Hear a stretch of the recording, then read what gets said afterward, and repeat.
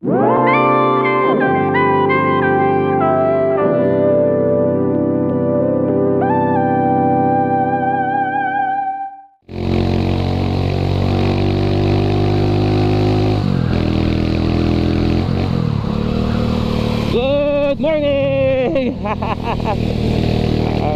Mabasa-basang umaga sa lahat dyan.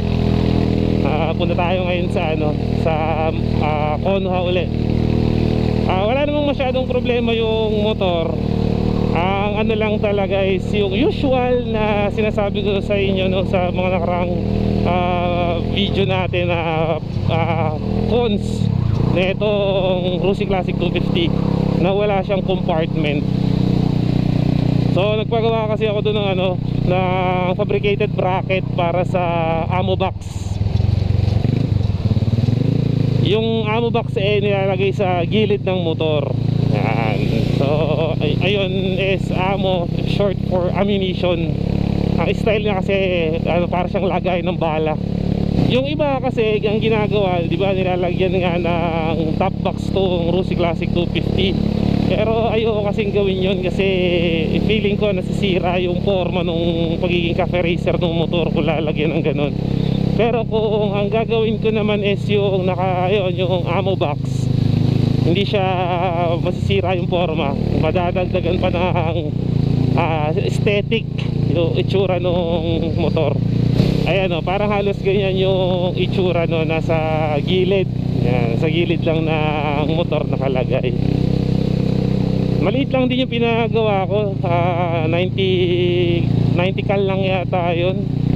Sa hindi siya yung ganun. Pwede naman yung malalaki pero hindi ko sinobrahan ng laki yung ipapakabit.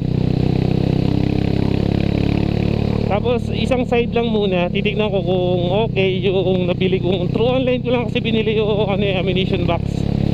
Pagka maganda di papakabitan ko na pati yung kabila. Pero sana maganda yung nabili.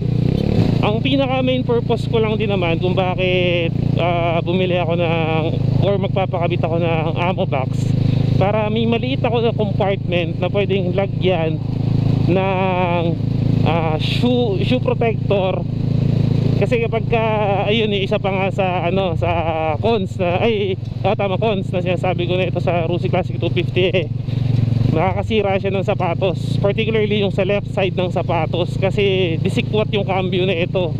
Ngayon hindi ko magamit yung iba kong sapatos, lalo na yung mga puti, kasi kung hindi lang mancha, nasisira pa yung form. Kaya bumili ako nung shoe protector. Yung problema, wala naman akong mapaglagyan ng shoe protector kapag suot-suot ko.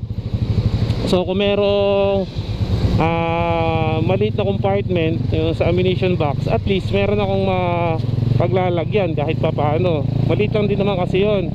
Tapos yung in case of emergency na kapote, yung mga disposable na raincoat, magkakasya naman doon kasi maliit lang. Para lang pagka halimbawa umulan at wala akong dala nung heavy duty na raincoat, meron ako nung maliit.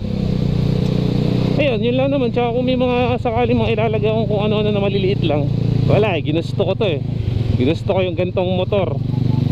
Kaya endure ang pahirapan sa walang compartment.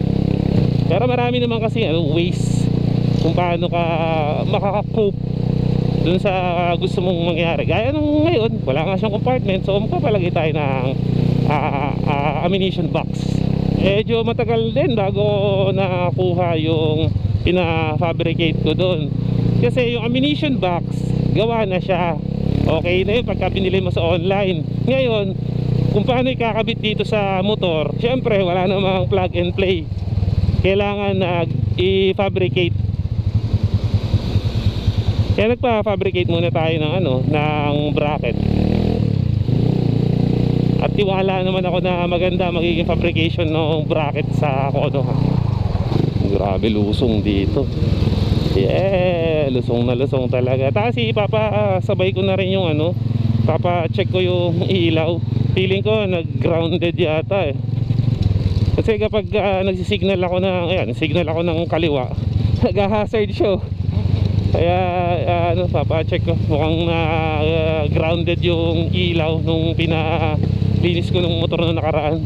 Ang hirap kasi, hindi kasi ako sanay mag-drive na hindi gumagamit ng signal light. So ginagamit ko talaga yung signal light pagka liliko ako. So syempre safety rin ng ano yun, ng driver. Bukod sa aware yung mga kasabay, confident ka na makapasa pagliko, na alam nila naliliko ka. Yung kanan naman ng signal okay no. Ang kaliwalan talaga. Buti medyo nakisama na yung panahon kasi kanina umuulan-ulan Pero sabi kayo sa balita wala namang bagyo Isolated rain shower lang din siguro. Angas no. Every time talaga na dumadaan ako sa lugar nito, amazed na amazed ako dyan sa mga puno na yan. Ang ganda tignan. At least may mga ganyan pa rin kapunuan dito sa Metro Manila.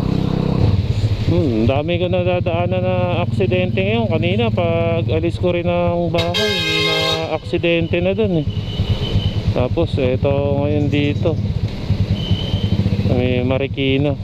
Hirap din kasi ngayon, medyo basa yung kalsada, madulas yung daan.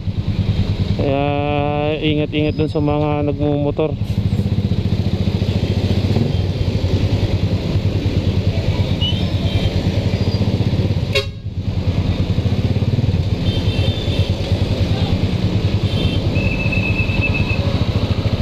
Ayun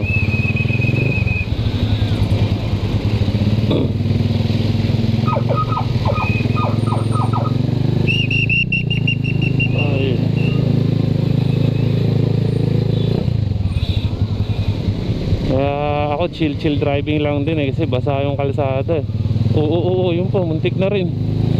Akala ko babagsak ko, semplang pa sila manong tapos tatlo pa sila sa motor. Medyo malapit-lapit na rin sa sa Konoha. Maganda rin naman naging biyahe. Medyo umaaraw-araw na, tapos hindi pa naman ganun ka-traffic. Kaya mas gusto ko talagang maaga bumibiyahe. Tapos pagdating ko dun, sobrang aga ko, sarado pa. Yun lang. Usually maaga naman nagbubukas tong Konoha. Gaya ngayon bukas na. Si Doc.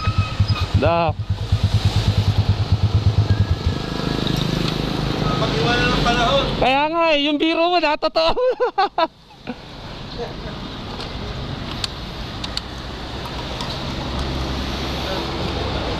Dito na tayo sa Konoha.